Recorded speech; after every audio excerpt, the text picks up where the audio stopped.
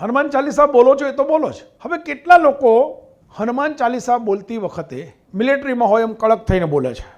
તમને એ ખબર છે હનુમાન ચાલીસા એ કેવી રીતે બોલાય? હનુમાન ચાલીસા એ વીર રસનું ગીત છે. હનુમાન ચાલીસા આપણે ગરબા ગાતા હોય એ રીતે ન ગવાય. હનુમાન ચાલીસા આપણે રાષ્ટ્રગીત ગાતા હોય તો ના ગવાય.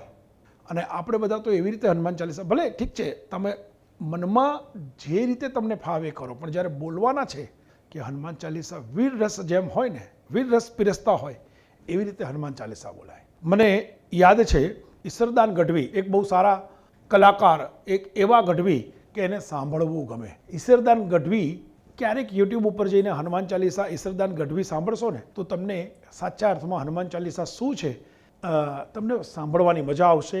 અને હું એવું માનું છું કે 2-4-5 વખત તમે સાંભળી લેશો ને તો તમને મોઢે પણ થઈ જશે. અને એવી જ રીતે હમણાં મેં 2 દિવસ પહેલાં આદિત્ય ગઢવી એના પણ આવી રીતે મેં હનુમાન ચાલીસા સાંભળ્યા. એણે પણ બહુ સરસ કીધું છે. જય હનુમાન જ્ઞાન ગુણ સાગર, જય કપીસ તિરુલોક ઉજાગર, રામદૂત અતુલિત બલ ધામાય, અંજની પુત્ર પવન સુત નામા. હનુમાન ચાલીસા આમ છે, તમે ક્યાંય એવું વિચારતા નહીં કે તમારા જીવનમાં બહુ બધી તકલીફ છે.